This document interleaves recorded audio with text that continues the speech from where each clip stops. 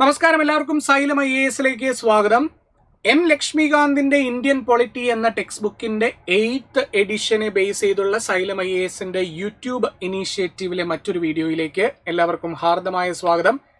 കഴിഞ്ഞ വീഡിയോയിൽ നമ്മൾ salient features of Indian constitution എന്ന ടോപ്പിക്കുമായി ബന്ധപ്പെട്ട് 3 ഫീച്ചേഴ്സ് ആണ് ഡിസ്കസ് ചെയ്തിരുന്നത്. ഒന്ന്, ഇൻസ്പിറേഷൻ ഫ്രം വേരിയസ് സോഴ്സസ്. രണ്ടാമത്തേത്, blend of rigidity and flexibility. മൂന്നാമത്തേത്, synthesis of parliamentary sovereignty and judicial supremacy. ഇന്ന് മറ്റൊരു ഫീച്ചർ ആണ് നമ്മൾ ഡിസ്കസ് ചെയ്യാൻ പോകുന്നത്, which is very significant. And ഈ ഫീച്ചർ നമ്മൾ കടമെടുത്തിട്ടുള്ളത് ബ്രിട്ടനിൽ നിന്നുമാണ്. And it is the parliamentary form of government. എന്താണ് parliamentary form of government? Parliamentary form of ഗവൺമെന്റിന്റെ ഇന്ത്യയിലെ സവിശേഷതകൾ എന്തെല്ലാമാണ് എന്നിങ്ങനെയുള്ള കാര്യങ്ങളായിരിക്കും ഇന്നത്തെ വീഡിയോയിൽ നമ്മൾ ഡിസ്കസ് ചെയ്യുക. പക്ഷേ പാർലമെന്ററി ഫോം ഓഫ് ഗവൺമെന്റിനെ പറ്റി ചർച്ച ചെയ്യുന്നതിന് മുൻപ് കുറച്ച് ബേസിക് ആയിട്ടുള്ള കാര്യങ്ങൾ നിങ്ങൾ മനസ്സിലാക്കിയിരിക്കണം. ഒരു ജനാധിപത്യ ഗവൺമെന്റിന് 3 ഓർഗൻസ് ആണുള്ളത്, അല്ലേ? 3 ഓർഗൻസ് ആണുള്ളത്. ഇത് നമ്മൾ എപ്പോഴും പറയാറുള്ളതാണ്. ഒന്നാമത്തെ ഓർഗൻ എക്സിക്യൂട്ടീവ് അല്ലെങ്കിൽ കാര്യനിർവഹണ വിഭാഗം എന്ന് പറയും. രണ്ടാമത്തെ ഓർഗൻ ലെജിസ്ലേച്ചർ അല്ലെങ്കിൽ നിയമനിർമ്മാണ വിഭാഗം എന്ന് പറയും. മൂന്നാമത്തെ ഓർഗൻ ജുഡീഷ്യറി അല്ലെങ്കിൽ നീതിന്യായ വിഭാഗം എന്ന് പറയും. എന്താണ് ഈ ലെജിസ്ലേച്ചറിന്റെ കർത്തവ്യം? ലെജിസ്ലേച്ചറിന്റെ കർത്തവ്യം നിയമങ്ങൾ നിർമ്മിക്കുക എന്നുള്ളതാണ്, ഫ്രെയിം ലോസ്. അപ്പൊ ലെജിസ്ലേച്ചർ നിർമ്മിക്കുന്ന നിയമങ്ങളെ നമ്മൾ ആക്ടുകൾ എന്നാണ് വിളിക്കുക. ഉദാഹരണമായി right to information act, protection of civil rights act എന്നൊക്കെ പറയുന്ന ആക്ടുകൾ ലെജിസ്ലേച്ചർ നിർമ്മിക്കുന്ന നിയമങ്ങളാണ്. കേന്ദ്ര തലത്തിൽ പാർലമെന്റ് ലെജിസ്ലേച്ചർ ആണ്.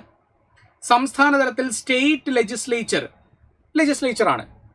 കേന്ദ്ര തലത്തിൽ പാർലമെന്റ് ലെജിസ്ലേച്ചർ ആണെന്ന് പറഞ്ഞാൽ ലോക്സഭയും ലെജിസ്ലേച്ചർ ആണ്, രാജ്യസഭയും ലെജിസ്ലേച്ചർ ആണ്. നമ്മളിപ്പോൾ തൽക്കാലം കേന്ദ്ര തലത്തെ പറ്റി പറയുകയാണ്.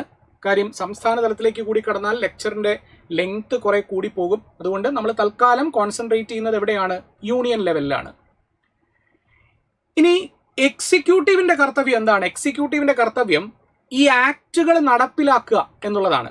സിറ്റിസൺഷിപ്പ് ആക്ട് എന്ന് പറയുന്ന ഒരു നിയമം പാർലമെന്റ് പാസ്സാക്കി. ആ നിയമം നടപ്പിലാക്കുന്നതിന് വേണ്ടി സിറ്റിസൺഷിപ്പ് റൂൾസ് ആര് പുറത്തിറക്കും? എക്സിക്യൂട്ടീവ് പുറത്തിറക്കും.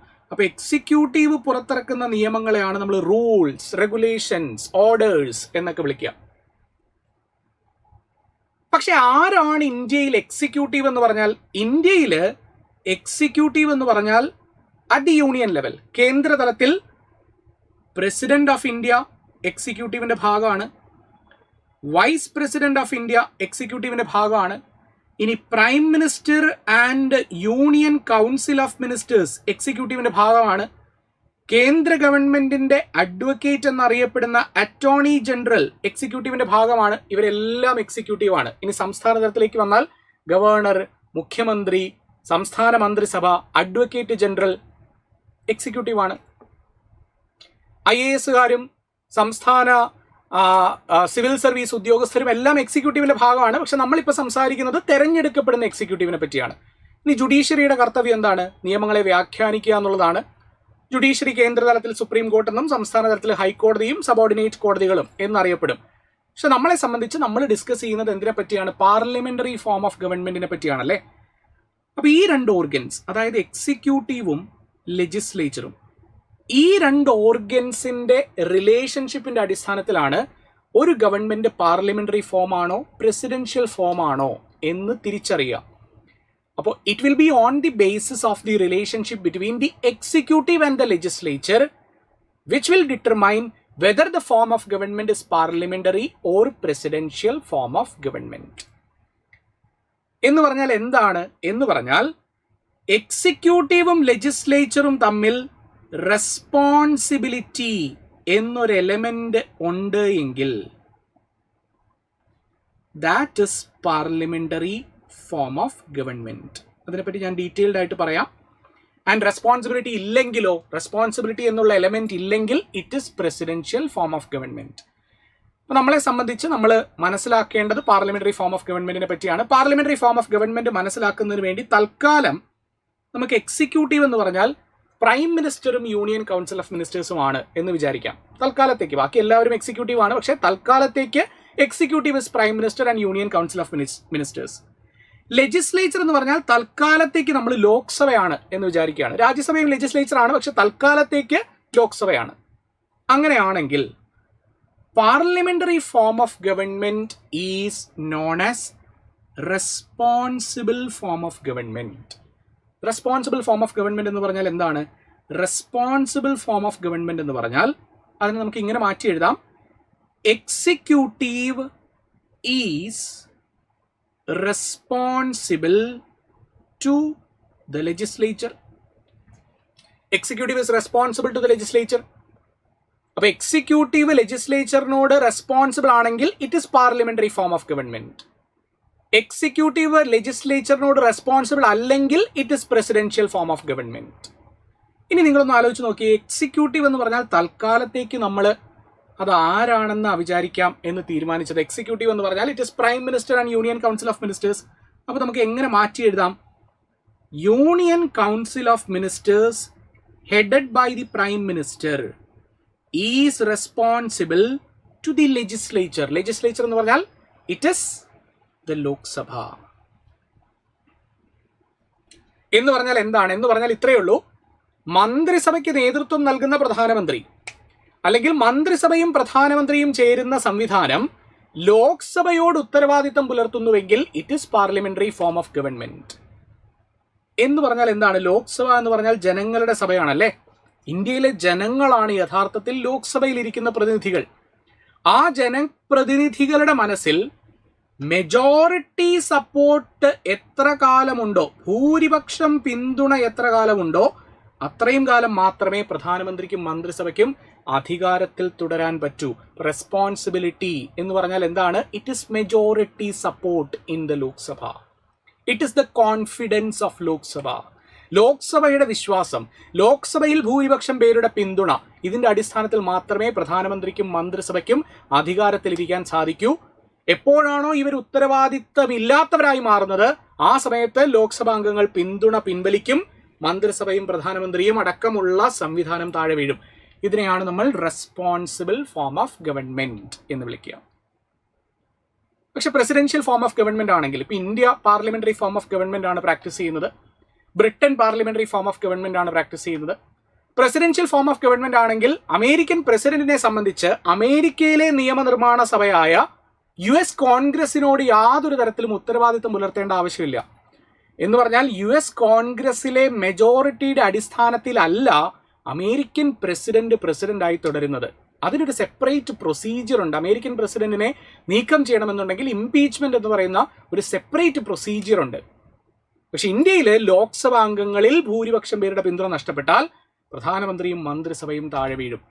അതുകൊണ്ടാണ് India is practising responsible form of government, which is parliamentary form of government. USA practices presidential form of government, which is not responsible. അപ്പോൾ India parliamentary form of government practice ചെയ്യുന്നു, responsible ആണ്. എന്ന് പറഞ്ഞാൽ ഭൂരിപക്ഷത്തിന്റെ അടിസ്ഥാനത്തിലാണ് ഭരണം മുന്നോട്ട് പോവുക. പക്ഷെ ഇതിന് സ്റ്റെബിലിറ്റി കുറവായിരിക്കില്ലേ? കാരണം ഭൂരിപക്ഷം എപ്പോൾ നഷ്ടപ്പെടുന്നോ അപ്പോൾ ഭരണ സംവിധാനം താഴെ വീഴും. എന്ന് പറഞ്ഞാൽ parliamentary form of government is less stable. അപ്പൊ പ്രസിഡൻഷ്യൽ ഫോം ഓഫ് ഗവൺമെന്റോ ഭൂരിപക്ഷത്തിന്റെ അടിസ്ഥാനത്തിലല്ല ഭരണം മുന്നോട്ട് പോകുന്നത് എന്നുള്ളത് കൊണ്ട് presidential form of government is more stable. അപ്പൊ നമ്മൾ റെസ്പോൺസിബിൾ ആണ്, പക്ഷെ സ്റ്റെബിലിറ്റി കുറവാണ്. അമേരിക്ക റെസ്പോൺസിബിൾ അല്ല, പക്ഷെ സ്റ്റെബിലിറ്റി കൂടുതലാണ്. നമ്മളുടെ ഭരണഘടനാ നിർമ്മാണ സഭയിൽ ഇതേപ്പറ്റി വലിയ ചർച്ചകൾ നടന്നിരുന്നു. നമുക്ക് പ്രസിഡൻഷ്യൽ ഫോം ഓഫ് ഗവൺമെന്റ് വേണോ, പാർലമെന്ററി ഫോം ഓഫ് ഗവൺമെന്റ് വേണോ എന്ന തരത്തിൽ വലിയ ചർച്ചകൾ നടന്നിരുന്നു. ഏറ്റവും ഒടുവിൽ നമ്മൾ തീരുമാനിച്ചത് സ്റ്റെബിലിറ്റി ഇത്തിരി കുറവാണെങ്കിലും ഉത്തരവാദിത്തമുള്ള ഒരു ഭരണ സംവിധാനം മതി എന്നാണ്. അങ്ങനെയാണ് നമ്മൾ parliamentary form of government follow ചെയ്യാം എന്ന് തീരുമാനിക്കുന്നത്. ഇനി പാർലമെന്ററി ഫോം ഓഫ് ഗവൺമെന്റിന്റെ ചില ഫീച്ചേഴ്സിനെ പറ്റി കൂടി നമുക്ക് മനസ്സിലാക്കണം. എന്തുകൊണ്ടാണ് നമ്മൾ പാർലമെന്ററി ഫോം ഓഫ് ഗവൺമെന്റ് ആണ് എന്ന് പറയാൻ കാരണം, ഒന്നാമത്തെ കാരണം, നമ്മളുടെ രാജ്യത്തെ സംബന്ധിച്ച് 2 ഹെഡ്സ് ഉണ്ട്. ഒരു ഹെഡ് പ്രൈം മിനിസ്റ്റർ ആണ്, രണ്ടാമത്തെ ഹെഡ് പ്രസിഡന്റ് ആണ്. ഈ പ്രൈം മിനിസ്റ്ററിനെയാണ് നമ്മൾ റിയൽ ഹെഡ് എന്ന് വിളിക്കുക, റിയൽ ഹെഡ്. പ്രസിഡന്റിനെ നമ്മൾ നോമിനൽ ഹെഡ് എന്നാണ് വിളിക്കുക, നാമമാത്രമായ തലവൻ. അപ്പോൾ ഒന്ന് റിയൽ ഹെഡാണ്, മറ്റൊന്ന് നോമിനൽ ഹെഡാണ്. യഥാർത്ഥ ഹെഡും നോമിനൽ ഹെഡും, നാമമാത്രമായ ഹെഡും എന്ന് പറഞ്ഞാൽ ഇത്രയേ ഉള്ളൂ. രാഷ്ട്രപതിയുടെ പേരാണ് നമ്മൾ ഉപയോഗിക്കുക. ഇപ്പൊ ഇന്ത്യയും പാകിസ്ഥാനുമായി ഒരു കരാറിൽ ഒപ്പുവെക്കുന്നു, രാഷ്ട്രപതിയുടെ പേരിലായിരിക്കും ആ കരാറിൽ ഒപ്പുവെക്കുക. പക്ഷെ കരാർ ഒപ്പുവെക്കണമെന്ന് തീരുമാനിക്കുന്ന റിയൽ ഹെഡ് ആരായിരിക്കും? അത് പ്രൈം മിനിസ്റ്റർ ആയിരിക്കും. അതുകൊണ്ടാണ് നമ്മൾ പ്രൈം മിനിസ്റ്ററിനെ ഡീഫാക്ടോ ഹെഡ് എന്ന് വിളിക്കുന്നത്. ഡീഫാക്ടോ എന്ന് പറഞ്ഞാൽ ഇൻഫാക്ട്, റിയൽ എന്നാണ് അർത്ഥം. രാഷ്ട്രപതി ഡി ജ്യുവർ ഹെഡ് എന്നാണ് അറിയപ്പെടുക, ഡി ജ്യുവർ ഹെഡ്. അതേപോലെ തന്നെ പ്രധാനമന്ത്രി അറിയപ്പെടുന്നത് ഹെഡ് ഓഫ് ദി ഗവൺമെന്റ് എന്നാണ്. Head of the government. രാഷ്ട്രപതി ഹെഡ് ഓഫ് ദി സ്റ്റേറ്റ് എന്നാണ് അറിയപ്പെടുന്നത്. സ്റ്റേറ്റ് എന്ന് പറഞ്ഞാൽ ഇവിടെ സംസ്ഥാനമല്ല. സ്റ്റേറ്റ് എന്ന് പറഞ്ഞാൽ എന്താണ് എന്ന് നമുക്ക് ഡീറ്റെയിൽഡ് ആയി പിന്നീട് പഠിക്കാം. തൽക്കാലം ഈ രാഷ്ട്രീയ സംവിധാനത്തെയാണ് നമ്മൾ സ്റ്റേറ്റ് എന്ന് വിളിക്കുക എന്ന് മനസ്സിലാക്കുക. അപ്പൊ സ്റ്റേറ്റിന്റെ തലവൻ രാഷ്ട്രപതിയാണ്, ഗവൺമെന്റിന്റെ തലവൻ പ്രധാനമന്ത്രിയാണ്. അങ്ങനെ രണ്ട് ഹെഡ് ഉണ്ടെങ്കിൽ അത് പാർലമെന്ററി ഫോം ഓഫ് ഗവൺമെന്റ് ആണ്. അമേരിക്കയിൽ ഗവൺമെന്റിന്റെ തലവനും സ്റ്റേറ്റിന്റെ തലവനും പ്രസിഡന്റ് തന്നെയാണ്. ഒറ്റ ഹെഡേ ഉള്ളൂ. അമേരിക്കയിലെ പ്രധാനമന്ത്രി എന്ന് നമ്മൾ പറയാറില്ല. അമേരിക്കയിൽ ഒറ്റ ഹെഡേ ഉള്ളൂ. അതുകൊണ്ടാണ് നമ്മൾ America presidential form of government ആണ് പ്രാക്ടീസ് ചെയ്യുന്നത് എന്ന് പറയുന്നത്. ബ്രിട്ടനിൽ രണ്ട് ഹെഡ് ഉണ്ട്. ഒന്ന് ക്രൗൺ ആണ്, അല്ലെ, രാജഭരണാധികാരിയാണ്. മറ്റൊന്ന് പ്രധാനമന്ത്രിയാണ്. അവിടെയും രണ്ട് ഹെഡ് ഉണ്ട്, ഇവിടെയും രണ്ട് ഹെഡ് ഉണ്ട്. നമ്മൾ parliamentary form of government practice ചെയ്യുന്നു. രണ്ടാമത്തെ ഫീച്ചർ കളക്റ്റീവ് റെസ്പോൺസിബിലിറ്റി അഥവാ കൂട്ടുത്തരവാദിത്തം എന്ന് പറയാം. കളക്റ്റീവ് റെസ്പോൺസിബിലിറ്റി അഥവാ കൂട്ടുത്തരവാദിത്തം. എന്താണ് ഈ കളക്റ്റീവ് റെസ്പോൺസിബിലിറ്റി എന്ന് പറഞ്ഞാൽ? കളക്റ്റീവ് റെസ്പോൺസിബിലിറ്റി എന്ന് പറഞ്ഞാൽ നമുക്കറിയാം, നമ്മളുടെ കേന്ദ്ര മന്ത്രിസഭയിൽ ലോക്സഭാംഗങ്ങളായ മന്ത്രിമാരും ഉണ്ടായിരിക്കും, രാജ്യസഭാംഗങ്ങളായ മന്ത്രിമാരും ഉണ്ടായിരിക്കും, അല്ലെ? പക്ഷെ ഇവരുടെ ഭൂരിപക്ഷം പിന്തുണ ടെസ്റ്റ് ചെയ്യുന്നത് എവിടെയാണ്? ലോക്സഭയിലാണ്, അല്ലെ? ജനങ്ങളുടെ സഭ എന്ന് പറഞ്ഞാൽ ലോക്സഭയാണ്. ലോക്സഭയിലാണ് ഇവർക്ക് മെജോറിറ്റി ഉണ്ടോ ഇല്ലയോ എന്ന് ടെസ്റ്റ് ചെയ്യപ്പെടുക. അപ്പൊ ജസ്റ്റ് ഇമാജിൻ ചെയ്യുക, ലോക്സഭയിൽ മെജോറിറ്റി നഷ്ടപ്പെട്ടു എന്ന് വിചാരിക്കുക. അപ്പൊ ലോക്സഭാംഗങ്ങളായ മിനിസ്റ്റേഴ്സ് മാത്രമാണോ താഴെ വീഴുക? രാജ്യസഭാംഗങ്ങളായ മിനിസ്റ്റേഴ്സിന് പറയാൻ പറ്റുമോ നിങ്ങളുടെ സഭയിലാണ് മെജോറിറ്റി ടെസ്റ്റ് ചെയ്തത്, അതുകൊണ്ട് ഞങ്ങൾ ഇവിടെ മന്ത്രിമാരായിരിക്കാം, നിങ്ങൾ മാത്രം പുറത്തു പോയാൽ മതി എന്ന് പറയാൻ പറ്റുമോ? ഒരു കാരണവശാലും ഇല്ല. ജീവിക്കുകയാണെങ്കിലും മരിക്കുകയാണെങ്കിലും ഒരുമിച്ച്. അതായത് മന്ത്രിസഭ കൂട്ടായി ആരോട് ഉത്തരവാദിത്തപ്പെട്ടിരിക്കുന്നു? ലോക്സഭയോട് ഉത്തരവാദിത്തപ്പെട്ടിരിക്കുന്നു. ഭരണം വേണമെങ്കിലും ഒരുമിച്ച്, ഭരണത്തിൽ നിന്ന് താഴെ പോയാലും ഒരുമിച്ച്. ഇതിനെയാണ് നമ്മൾ കളക്റ്റീവ് റെസ്പോൺസിബിലിറ്റി എന്ന് വിളിക്കുക. കളക്റ്റീവ് റെസ്പോൺസിബിലിറ്റിയിൽ നിന്ന് ഒരുപാട് ചോദ്യം UPSC ചോദിച്ചിട്ടുണ്ട്.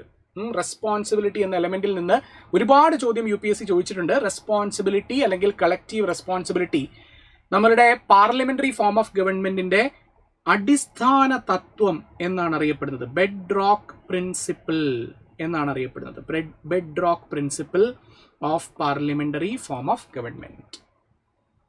ഓക്കെ, അപ്പൊ രണ്ടാമത്തെ ഫീച്ചർ പാർലമെന്ററി ഫോം ഓഫ് ഗവൺമെന്റിന്റെ ഇറ്റ് ഇസ് കളക്റ്റീവ് റെസ്പോൺസിബിലിറ്റി. മൂന്നാമത്തേത് it is double membership. Double membership എന്ന് പറഞ്ഞാൽ എന്താണ്? നമുക്കറിയാം, പാർലമെന്ററി ഫോം ഓഫ് ഗവൺമെന്റിൽ റിയൽ പവർ ആരുടെ കയ്യിലാണ്? റിയൽ പവർ മന്ത്രിസഭയുടെ കയ്യിലാണ്, അല്ലെ? മന്ത്രിസഭയുടെ കയ്യിലാണ് എന്ന് പറഞ്ഞാൽ council of ministers. Council of ministers. ഈ മന്ത്രിസഭ എക്സിക്യൂട്ടീവിന്റെ ഭാഗമാണ്. കാരണം നമ്മൾ ഓൾറെഡി പറഞ്ഞിരുന്നു, പ്രധാനമന്ത്രിയും മന്ത്രിസഭയും എക്സിക്യൂട്ടീവ് ആണെന്ന് പറഞ്ഞിരുന്നു. പക്ഷെ അതേ സമയം തന്നെ നമ്മളുടെ പ്രധാനമന്ത്രിയും മന്ത്രിമാരും പാർലമെന്റിൽ അംഗം കൂടിയല്ലേ? ലെജിസ്ലേച്ചറിൽ കൂടി അംഗങ്ങളല്ലേ? പാർലമെന്റിൽ കൂടി അംഗങ്ങളല്ലേ? യെസ്. ഒരേ സമയം തന്നെ യഥാർത്ഥ ഭരണാധികാരികൾ എക്സിക്യൂട്ടീവിലും ലെജിസ്ലേച്ചറിലും മെമ്പർ ആണെങ്കിൽ we are following parliamentary form of government. കാര്യം നരേന്ദ്രമോദി വാരണാസിയിൽ നിന്നുള്ള ലോക്സഭാംഗമാണ്. അദ്ദേഹം പ്രധാനമന്ത്രിയാണെന്നുള്ളത് ശരിയാണ്, പക്ഷെ അദ്ദേഹം MP കൂടിയാണല്ലേ? MP-യുമാണ്, മിനിസ്റ്ററുമാണ് എന്ന് പറഞ്ഞാൽ എക്സിക്യൂട്ടീവുമാണ്, ലെജിസ്ലേച്ചറുമാണ്. എക്സിക്യൂട്ടീവും ലെജിസ്ലേച്ചറുമാണ് യഥാർത്ഥ ഭരണാധികാരികളെങ്കിൽ that is what do you mean by parliamentary form of government. So that is what do you mean by double membership.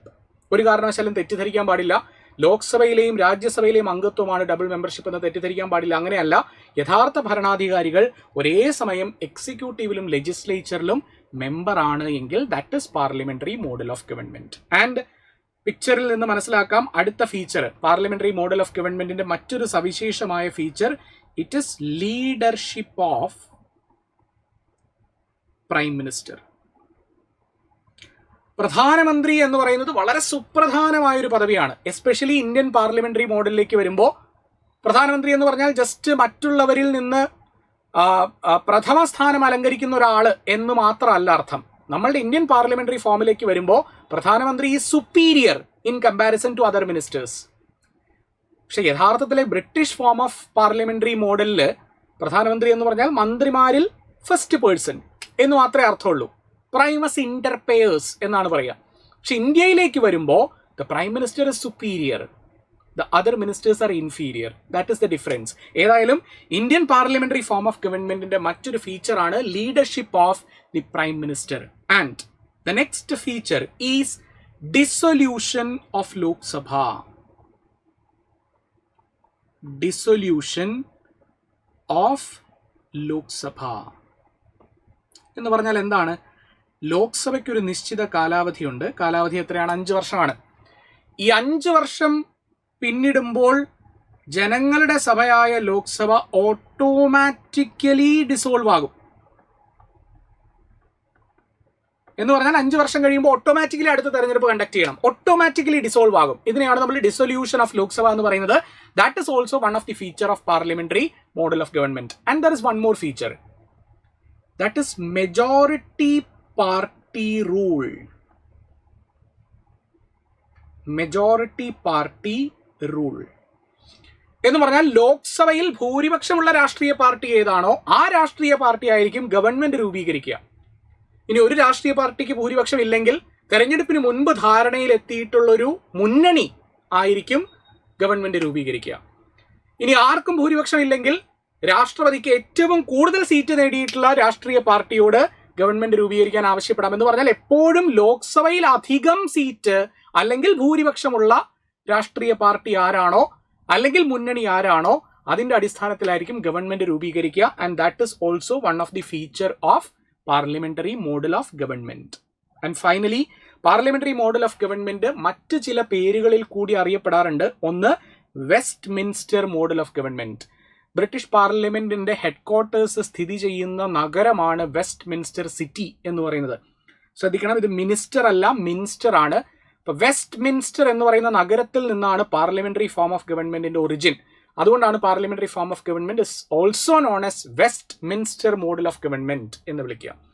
ഇനി പാർലമെന്ററി മോഡൽ ഓഫ് ഗവൺമെന്റിന് ക്യാബിനറ്റ് മോഡൽ ഓഫ് ഗവൺമെന്റ് എന്നും വിശേഷിപ്പിക്കാറുണ്ട്. അതിന്റെ അർത്ഥം ഇത്രയേ ഉള്ളൂ, നമ്മുടെ മന്ത്രിസഭ എന്ന് പറഞ്ഞാൽ വലിയൊരു ബോഡിയാണ്. ഓൾമോസ്റ്റ് 70-ൽ പരം അംഗങ്ങളുള്ള വലിയൊരു ബോഡിയാണ് മന്ത്രിസഭ. അതിൽ ഏറ്റവും സുപ്രധാനമായ അംഗങ്ങൾക്ക് മന്ത്രിമാർക്ക് നൽകുന്ന റാങ്ക് ആണ് ക്യാബിനറ്റ്. അപ്പൊ ഈ ക്യാബിനറ്റ് ആണ് യഥാർത്ഥത്തിൽ പ്രധാനപ്പെട്ട തീരുമാനങ്ങളൊക്കെ എടുക്കുന്നത്. അതുകൊണ്ടാണ് ക്യാബിനറ്റിനെ ദ ന്യൂക്ലിയസ് ഓഫ് പവർ, അധികാരത്തിന്റെ ന്യൂക്ലിയസ് എന്ന് ക്യാബിനറ്റിനെ വിശേഷിപ്പിക്കുന്നത്. അപ്പൊ സാധാരണഗതിയിൽ എല്ലാ മന്ത്രിമാരും, ഇപ്പൊ നമ്മളുടെ നാട്ടിൽ നിന്ന് സുരേഷ് ഗോപി ഒരു മന്ത്രിയാണ്, പക്ഷെ സുരേഷ് ഗോപി ക്യാബിനറ്റ് മീറ്റിംഗിൽ പങ്കെടുക്കില്ല. ക്യാബിനറ്റ് റാങ്ക് പ്രധാനമന്ത്രിക്ക് ഏറ്റവും വിശ്വാസ്യതയുള്ള, ഏറ്റവും എഫിഷ്യന്റ് ആയിട്ടുള്ള, ഏറ്റവും സീനിയോറിറ്റി ഉള്ള മന്ത്രിമാർക്കായിരിക്കും ക്യാബിനറ്റ് റാങ്ക് നൽകുക. ഉദാഹരണമായി S Jaishankar is a cabinet minister, Amit Shah is a cabinet minister, Rajnath Singh, Nitin Gadkari, ഇവരെല്ലാം ക്യാബിനറ്റ് മിനിസ്റ്റേഴ്സ് ആണ്. അപ്പൊ ഏറ്റവും സീനിയോറിറ്റി ഉള്ള, ഏറ്റവും എഫിഷ്യന്റ് എന്ന് പ്രധാനമന്ത്രിക്ക് വിശ്വാസമുള്ളവർക്കാണ് ക്യാബിനറ്റ് റാങ്ക് നൽകുക. ഈ ക്യാബിനറ്റ് റാങ്ക് ഉള്ളവരായിരിക്കും ക്യാബിനറ്റ് മീറ്റിംഗിൽ പങ്കെടുക്കുക. ഈ ക്യാബിനറ്റ് മീറ്റിംഗിലായിരിക്കും ഏറ്റവും സുപ്രധാനമായിട്ടുള്ള നയപരമായ തീരുമാനങ്ങൾ എടുക്കുക. അതിനുശേഷം അത് മന്ത്രിസഭാ തീരുമാനമായി റിലീസ് ചെയ്യുകയായിരിക്കും ചെയ്യുക. ആൻഡ് അതുകൊണ്ടാണ് പാർലമെന്ററി ഫോം ഓഫ് ഗവൺമെന്റ് എങ്ങനെ കൂടി അറിയപ്പെടുന്നത്? ക്യാബിനറ്റ് മോഡൽ ഓഫ് ഗവൺമെന്റ് എന്നുകൂടി അറിയപ്പെടുന്നത്. പ്രാക്ടിക്കലി കേട്ടോ, practically cabinet model of government എന്നും നമുക്ക് യാതൊരു തർക്കവും കൂടാതെ പാർലമെന്ററി ഫോം ഓഫ് ഗവൺമെന്റിനെ വിശേഷിപ്പിക്കാൻ സാധിക്കും. ആൻഡ് ഓൾറെഡി ഞാൻ പറഞ്ഞു, പാർലമെന്ററി ഫോം ഓഫ് ഗവൺമെന്റ് ചില സാഹചര്യത്തിൽ പ്രധാനമന്ത്രിയിൽ മാത്രം കേന്ദ്രീകരിക്കപ്പെടും. ഉദാഹരണമായി അടിയന്തരാവസ്ഥ പ്രഖ്യാപിക്കുന്ന സമയത്ത്, അല്ലെങ്കിൽ നോട്ട് ഡിമോണിറ്റൈസ് ചെയ്യുന്ന സമയത്ത്. ഈ സമയത്തൊക്കെ പ്രധാനമന്ത്രി മറ്റുള്ളവരുമായിട്ടൊക്കെ കൺസൾട്ട് ചെയ്തെടുത്ത തീരുമാനമായിരുന്നു അത്? അല്ല. എന്ന് പറഞ്ഞാൽ പാർലമെന്ററി ഫോം ഓഫ് ഗവൺമെന്റിൽ ഭരിക്കുന്ന പ്രധാനമന്ത്രിയുടെ സ്വഭാവ സവിശേഷതയുടെ അടിസ്ഥാനത്തിൽ അത് ഒരാളിലേക്ക് മാത്രം അധികാരം കേന്ദ്രീകരിക്കപ്പെടുന്ന ഒരു സംവിധാനമായി മാറാം. അങ്ങനെ അധികാരം കേന്ദ്രീകരിക്കപ്പെടുന്നുവെങ്കിൽ അത് ആരിലേക്കായിരിക്കും? അത് പ്രൈം മിനിസ്റ്ററിലേക്കായിരിക്കും. അതുകൊണ്ട് parliamentary form of government is also known as prime ministerial model of government. So that's it for today. Parliamentary form of ഗവൺമെന്റുമായി ബന്ധപ്പെട്ടുള്ള കാര്യങ്ങൾ നിങ്ങൾക്ക് മനസ്സിലായി എന്ന് വിശ്വസിക്കുന്നു. കുറച്ച് വലിയ ചാപ്റ്റർ ആണ്, പക്ഷെ പറ്റുന്നിടത്തോളം ചുരുക്കി അതിൻ്റെ ഒരു എസെൻസ് നിങ്ങൾക്ക് പ്രൊവൈഡ് ചെയ്യാനാണ് ഞാൻ ശ്രമിച്ചിട്ടുള്ളത്. I hope you understand the effort behind this lecture. വീണ്ടും ഞാൻ എപ്പോഴും പറയാറുള്ളത് പോലെ നിങ്ങളുടെ സ്നേഹം, നിങ്ങളുടെ അഭിപ്രായങ്ങൾ നിങ്ങൾക്ക് കമൻറ്റ് ബോക്സിൽ മെൻഷൻ ചെയ്യാം. നിങ്ങൾക്ക് ക്ലാസ് പ്രയോജനപ്പെടുന്നുവെങ്കിൽ നിങ്ങൾക്ക് നിങ്ങളുടെ സ്നേഹം ലൈക്സിലൂടെയും സബ്സ്ക്രിപ്ഷനിലൂടെയും അറിയിക്കാം. അടുത്ത വീഡിയോയിൽ റിമൈനിങ് സെലിയൻ ഫീച്ചേഴ്സുമായി കണ്ടുമുട്ടുന്നത് വരെ ടേക്ക് കെയർ, ഗുഡ് ബൈ.